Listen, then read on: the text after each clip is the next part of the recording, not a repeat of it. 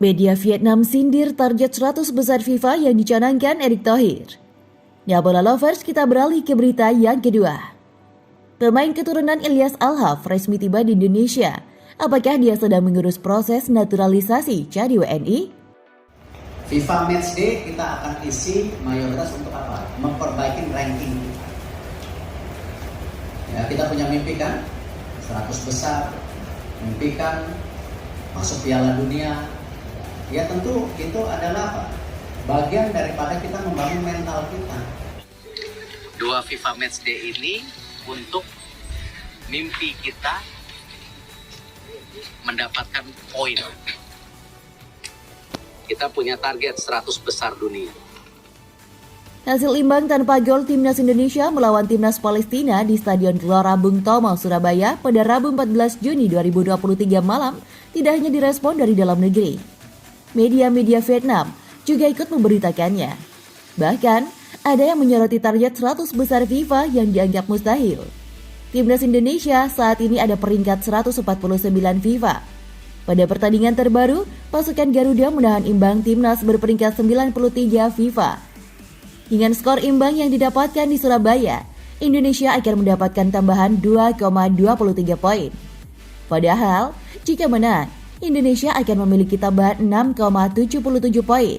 Selain itu, pada pertandingan berikutnya, Indonesia akan melawan Argentina sehingga sulit untuk mendapatkan poin. Dalam situasi seperti itu, salah satu media Vietnam, Sing News, menyindir usaha PSSI untuk masuk peringkat 100 besar dunia. Menurut mereka, mustahil bagi Timnas Indonesia untuk mencapai target itu setelah hanya imbang dengan Palestina.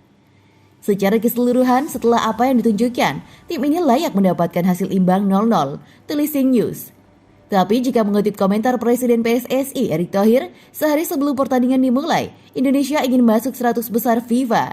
Dan jika melihat hasil pertandingan melawan Palestina, tampaknya sulit bagi Indonesia untuk naik satu level, apalagi prospek masuk 100 besar dunia, ungkap media itu lagi.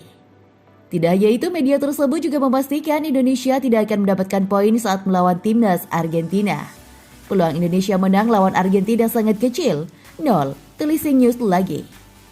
Keturunan Ilyas Alhaf resmi tiba di Indonesia pada Rabu 14 Juni 2023 sore waktu Indonesia Barat. Hal itu terlihat dalam unggahan di stories Instagramnya @IlyasAlhaf. Tanah air, tulis Ilyas Alhaf sembari menunjukkan dirinya sedang berada di Bandara Ngurah Rai Denpasar, Bali. Apakah Ilyas Alhaf datang ke Indonesia untuk mengurus proses naturalisasinya menjadi warga negara Indonesia? Hal inilah yang masih harus ditunggu. Jika tidak mengurus proses naturalisasi, Ilyas Alhaf datang ke Indonesia hanya untuk menjalani libur musim panas 2023. Nama Wincer 26 tahun ini menjadi sorotan dalam beberapa hari terakhir. Penyebabnya, karena pada Senin 12 Juni 2023 dini hari waktu Indonesia Barat, Ilyas Alhaf baru saja membantu sang klub Almere City promosi ke Liga Belanda 2023 sampai 2024. Almere City mendapatkan tiket promosi setelah menang agregat 4-1 atas MN di final playoff. Ketika merayakan keberhasilan Almere City promosi ke kasta teratas Liga Belanda, aksi Ilyas Alhaf menjadi sorotan. Ia membentangkan bendera Indonesia seakan bangga dirinya memiliki darah Indonesia. Sekedar diketahui, Ilyas Alhaf memiliki darah Indonesia Maroko dari sang ayah. Karena itu diprediksi, Ilyas Alhaf memiliki keinginan dinaturalisasi menjadi WNI. Ilyas Alhaf paling kanan saat membentangkan bendera Garuda. Sekarang jadi tidaknya Ilyas Alhaf dinaturalisasi, ada di tangan pelatih Timnas Indonesia Sintayong. Sebab PSSI baru akan bergerak mendekati pemain diaspora ketika mendapatkan laporan dari Sintayong. Lantas, bagaimana statistik Ilyas Alhaf sepanjang musim 2022 sampai 2023? Dari 33 pertandingan bersama Almere City di semua kompetisi, Wincer Kidal ini mengemas 2 gol dan 6 assist. Sintayong memainkan 15 dari 26 pemain yang dipanggil untuk FIFA Matchday kali ini.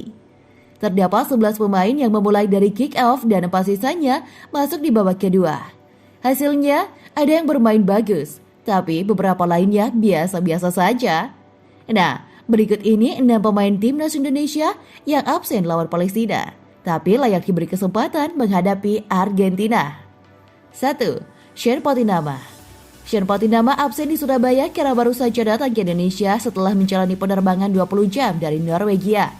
Fisiknya belum siap hingga Shin Tae-yeon tidak mau mengambil resiko. Artinya, dengan waktu adaptasi yang cukup sebelum duel melawan La Albiceleste, Sean Patinama berpeluang main.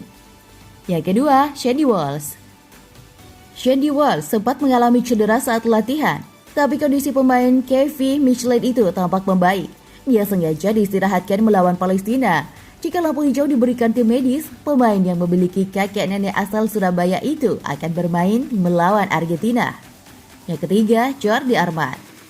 Jordi Amat sengaja diparkir melawan Palestina karena tenaganya sangat dibutuhkan menghadapi Argentina. Pengalaman pemain Johor Darul Taksim atau CDT itu di La Liga menjadikan dirinya sosok kunci Indonesia versus Argentina. Apalagi Jordi Amat lahir dan besar di Spanyol sehingga paham bahasa yang digunakan skuad Lionel Scaloni. Yang keempat, Stefano Lillipali. Stefano Lillipali duduk manis di bench saat pertandingan melawan Palestina. Tampaknya Shin Tae-yeon sengaja menyumpah tenaga sang pemain agar bugar melawan Argentina. Wajar, karena pemain Borneo FC itu punya rekam jejak karir panjang di benua biru. Yang kelima, Rahmat Irianto. Rahmat Irianto tidak dimainkan melawan Palestina karena Shin Tae-yeon memilih menggunakan dua gelandang box to box, Mark Locke dan Ricky Kambuaya. Tapi dengan strategi defensif yang bakal diterapkan melawan La Albiceleste, Rahmat Irianto bisa menjadi gelandang bertahan dalam skema 4-2-3-1 atau 3-6-1. Yang keenam, Fahrudin Arianto. Fahrudin Arianto biasanya menjadi kapten timnas Indonesia. Tapi, saat melawan Palestina, posisi itu ditempati Asnawi Mangku Alam. Sementara, jantung pertahanan diberikan kepada Elkan Bagot dan Rizky Ridho Ramadhani.